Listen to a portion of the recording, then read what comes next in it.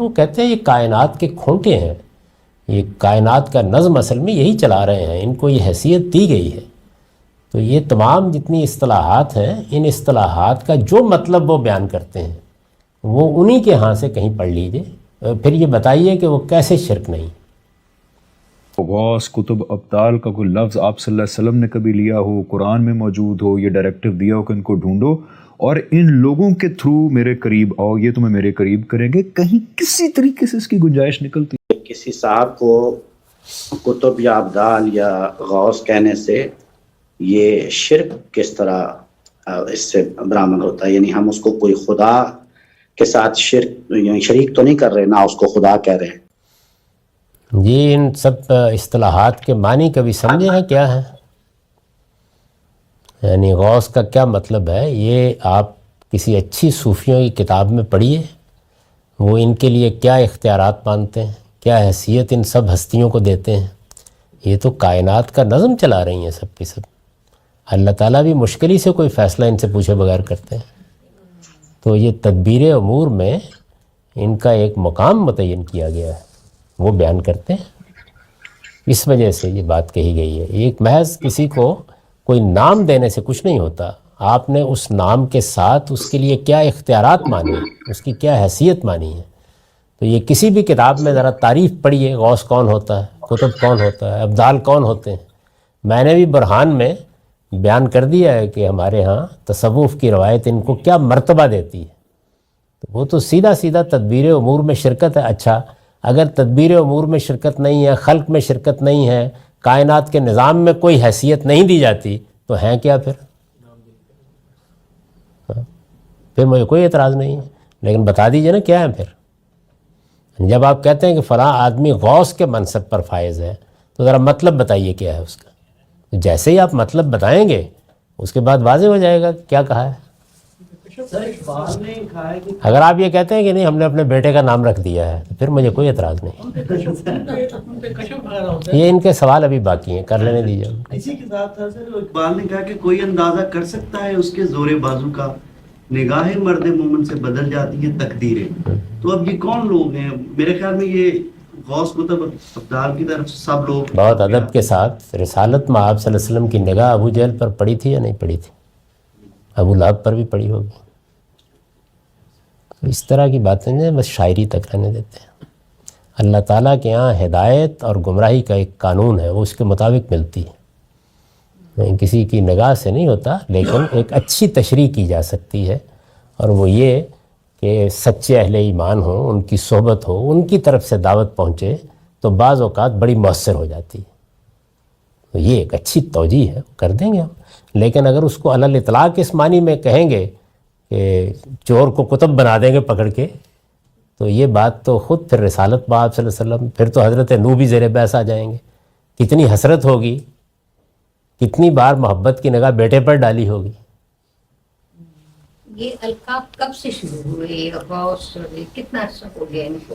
3-4 صدی میں ان کا سراغ مل جاتا ہے۔ رسالت میں آپ صلی اللہ علیہ وسلم کے 300-400 سال کے بعد یہ نمایاں ہونے شروع ہو گئے ہیں۔ اگر اس کو دیکھنا ہو کہ اس سے کیا کیا مراد لیا جاتا ہے تو میں نے اس کو بیان کر دیا میری کتاب برہان میں، جو اسلام اور تصوف کے نام سے مضمون ہے، اس میں ایک نوٹ میں ان کے لیے کیا مانتے ہیں۔ وہ کہتے ہیں یہ کائنات کے کھونٹے ہیں، یہ کائنات کا نظم اصل میں یہی چلا رہے ہیں، ان کو یہ حیثیت دی گئی ہے۔ تو یہ تمام جتنی اصطلاحات ہیں، ان اصطلاحات کا جو مطلب وہ بیان کرتے ہیں وہ انہی کے ہاں سے کہیں پڑھ لیجئے، پھر یہ بتائیے کہ وہ کیسے شرک نہیں۔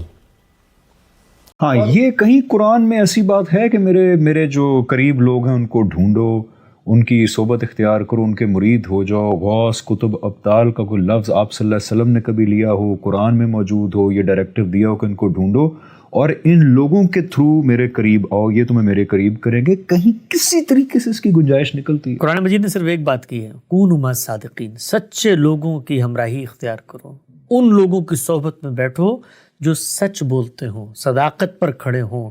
صداقت پر کھڑے ہونے کا کیا مطلب ہے؟ اگر میں خدا کے بارے میں کوئی دعویٰ کر رہا ہوں تو مجھے سچائی کا تقاضا یہ ہے کہ اس کی کتاب سے نکال کے دکھانا ہے۔ تو آپ مجھے بتائیے کہ اس کی کتاب کو الحمد سے والناس تک پڑھ جائیں، کسی ایک جگہ بھی یہ شائبہ قرآن پیدا کرتا ہے کہ یہ عام لوگوں کی توحید میں بیان کر رہا ہوں؟ اور اس کے بعد ایک درجات ہے خص الخواص کے، جہاں پر خدا کی ذات سے براہ راست اتصال ہوگا، اور یہ نقشبندیہ اور یہ چشتیہ اور یہ قادریہ یہ سلاسل ہیں، اور ان کے اندر تم نے جانا ہے اور پھر بیعت کرنی ہے، اور پھر فنا فی شیخ ہونا ہے، پھر فنا فی رسول ہونا ہے، پھر فنا فی اللہ ہونا ہے، پھر سلوک کی منازل طے ہوں گی، اور عالم بالا میں تمہیں مشاہدات ہونے شروع ہو جائیں گے، پھر تم قائم الزمان بن جاؤ گے، اور یوں کائنات کے انان تمہارے ہاتھ میں دے دیں گے، پھر بارش تم سے پوچھ کے ہوگی، پھر لوگوں کو رزق تم سے پوچھ کے دیا جائے گا۔ یہ جو ہمارے یہاں تصورات بنتے ہیں، ان تصورات میں دعویٰ تو یہ ہوتا ہے کہ خدا کے اذن سے ہو رہا ہے، وہ خدا بھی کچھ نہیں کر سکتا ان غوث کتب ابدال سے پوچھے بغیر۔ ان کی کتابوں میں جا کے ذرا پڑھیں نا آپ، یعنی وہاں پر وہ پیرلل خدائی بن جاتی ہے، اور دعویٰ یہ کیا جا رہا ہوتا ہے۔ اور اس سب میں جو سب سے بڑی چیز کمپرومائز ہوتی ہے، آپ کو پتہ ہے وہ کیا ہے؟ وہ رسالت مآب صلی اللہ علیہ وسلم کی ذات اور عقیدہ ختم نبوت ہے۔ اس کو جب پھر صوفیاء کے سامنے پیش کیا جاتا ہے تو وہ پتہ کیا کہتے ہیں؟ وہ کہتے ہیں کہ جب تم مجھے یہ باتیں بتاتے ہو نا کہ ختم نبوت ہو گیا ہے، کسارا ظہری، میری کمر ٹوٹ جاتی ہے۔ یہ ہماری تاریخ کے ایک بہت بڑے صوفی کا جملہ ہے جو بول رہا ہوں۔ وہ کہتے ہیں کسارا ظہری، میری کمر ٹوٹ جاتی ہے جب تم میرے سامنے یہ بات کرتے ہو، یعنی میں نہیں پہنچ سکتا اس مرتبے تک، میں اس مقام تک نہیں پہنچ سکتا۔ تو پھر وہ اس مقام تک پہنچتے ہیں، جب پہنچتے ہیں تو پھر پیغمبروں کو آنکھیں دکھاتے ہیں، اور کیا کہتے ہیں؟ اے گروہ انبیاء، یا معاشر الانبیاء۔ ایک بہت بڑی بزرگ ہستی کا جملہ پڑھ رہا ہوں آپ کے سامنے، شیخ عبد القادر جیلانی کا جملہ، ابن عربی نے نقل کی اپنی کتاب میں کہ اے گروہ انبیاء، ہمیں جو کچھ دیا گیا ہے وہ تمہیں نہیں دیا گیا۔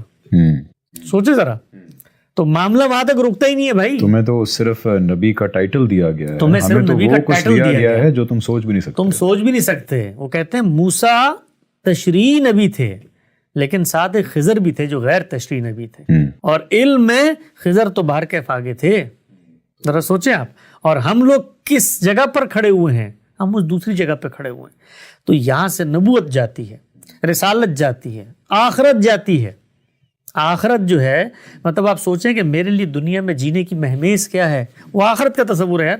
یہ سب ناہمواریاں، یہ سب کا سب ظلم جو اس دنیا میں ہو رہا ہے، میں کیوں صبر کرتا ہوں؟ اس لیے کہ آخرت ہونی ہے، ٹھیک ہے۔ اگر آخرت میں بھی فیصلے اس طریقے سے ہونے ہیں تو پھر تصور آخرت کہاں گیا؟ تو آخرت جل جاتی ہے۔ پھر شریعت جاتی، شریعت نے آپ کو حدود میں رکھا ہے۔ جب آپ ان سلاسل پہ جاتے ہیں تو پھر آپ قسط اور اعتدال پہ نہیں رہتے، پھر آپ کے زہد اور تقوی اور ورع اور للہیت کی وہ نمونے پیدا ہوتے ہیں جس سے انبیاء کی تہذیب بالکل غیر واقف ہے، جن سے صحابہ کرام کی جماعت بالکل غیر مانوس ہے۔ یعنی پھر آپ فخر اختیار کریں گے، پھر آپ دھونی رمائیں گے، پھر آپ جنگلوں میں جائیں گے، اور پھر اس کے بعد آپ اپنے لحاظ سے اللہ کے قریب ہونے کے لیے ایک ایک کھجور کے اوپر آ جائیں گے، کپڑے آپ کے ختم ہو جائیں گے، جیب میں آپ کے مال نہیں ہوگا، دنیا پھر مچھر کا پر اور دھوکے کا گھر لگے گی۔ تو یہ سارے تصورات، بھئی قرآن مجید نے تو مال کو خیر قرار دیا۔ وہ کہتا ہے دنیا میں یہ تو میں نے پیدا ہی اپنے ماننے والوں کے لیے کیا ہے، زینتیں جو ہیں، یہ زینتیں، اور یہ ان کے عوض ان کفار اور غیر مسلموں کو مل جاتی ہیں، مسلمانوں یہ بنا میرے لیے۔ یعنی کہ یہ عقائد contradictory to what Quran is seeing. پورا کا پورا جو تصور ہے، اصل میں ایک سیڑھی آپ گئے نہیں، دین آپ کے ہاتھ سے سرکا نہیں۔